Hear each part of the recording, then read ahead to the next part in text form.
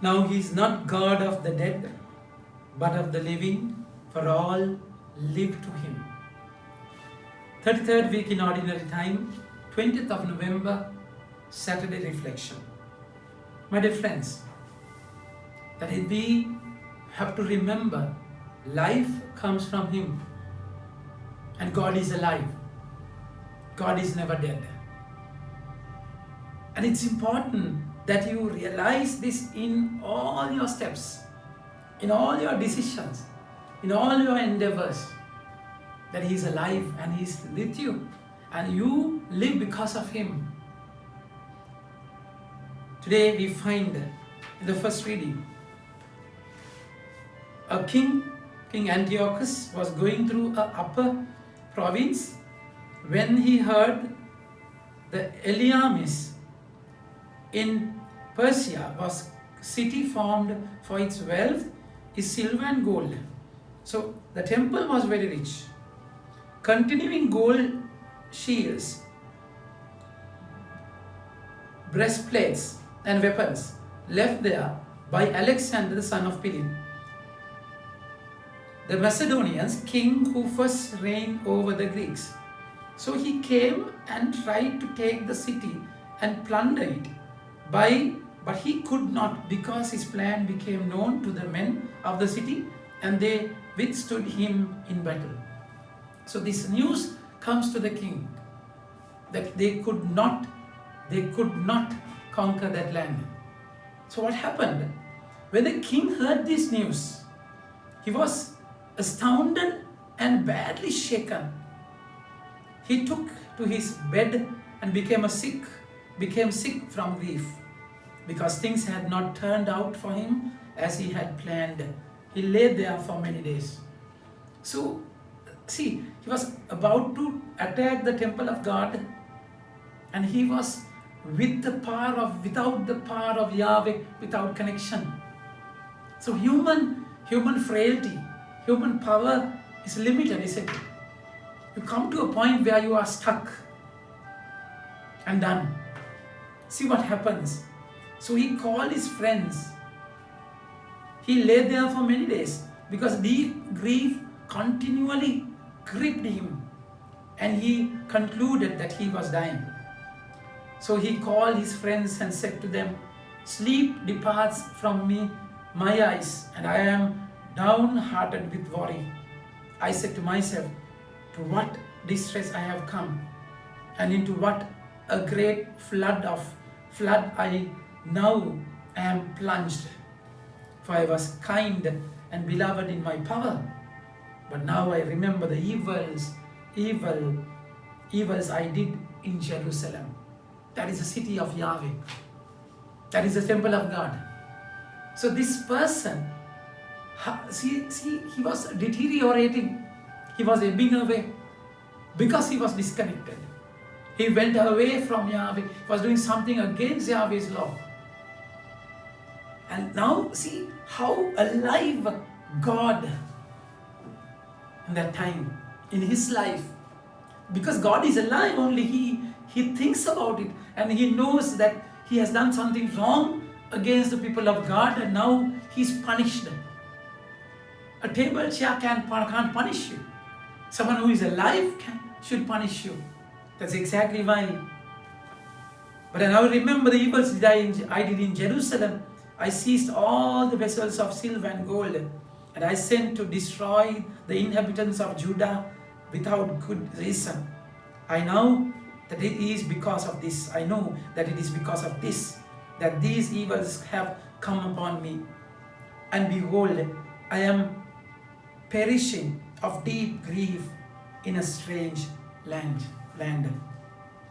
My dear friends, so it's important that you know that he is alive when you are blessed, even when you are punished, because he is alive. You have to remember this in your lifetime. Now this is exactly why the Sadducees, those who deny there is a resurrection, Sadducees are the group of people. They are aristocrats, they are rich, and they had a lot of wealth. So they believe only the life in this world. So they enjoyed the brink because they never had the life, never thought that there's life apart from this world. Sometimes we are modern day Sadducees. We also say that there is life after death, but do we really mean in the way that we live that there is a life after death? We are so glued to this world, have forgotten the other. Because God is alive and He's God of everyone. So they bring up with this crisis situation of this particular woman who became a widow 7 times. 7 times, 7 husbands were dead. And in this person, this widow, of course, they consider that widow, that kind of a woman is a cursed lady. But then after death, the question was, whose wife she's going to be? Whose wife? So they are so limited in their sight. Even they think heaven in the way they thought they saw the world. So narrow, so limited. That's why the Lord is saying, for the 7, Jesus said to them, the sons of the age, the sons of this age marry and are given in marriage. But those who are considered worthy to attain to that age and to the resurrection from the dead, neither marry nor are given in marriage, for they cannot die anymore, because they are equal to angels and are sons of God. So that's exactly, it does not mean marriages are not permanent, marriages are done in heaven. So the Lord is speaking about the attachment, connections. They're like angels, the self is gone. My, mine, me is gone because there is no I. It's all God. You become zero and He becomes everyone. So there is no egoism. There is no egoism in heaven. Life after death. That's how He created Adam and Eve in Garden of Eden. That's exactly because of that. Satan attacked them with ego, I. So unless that's ego, no. Unless you leave the I and go, you will never overcome this. So when we die, we leave the I and go, isn't it? There is no ego. So there is no my wife, my husband, my thing. It's all God's. So we become like angels.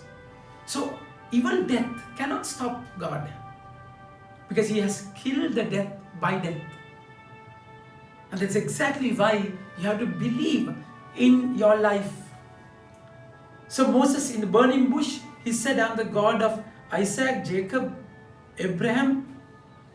And because He is not God of dead, He's God of the living. So they live. Of course, until Jesus' resurrection, they lived in a limbo, a place where they were worthy of heaven, yet they could not enter heaven because the doors were closed. So that's why He went to the limbo and proclaimed the good news there. My dear friends, think about your life. This incidents where you are completely crushed. Think about that woman who lost 7 husbands in her life. We have to go through terrible time. But what is important is you just believe that He is above everything and He is above everyone. You have to know this and understand this. So you live with a God, with the Lord who is living. He's never dead. You cannot kill Him. So that's exactly why we have hope. They can kill us, but not my God. So as long as I'm connected, they cannot touch you and me.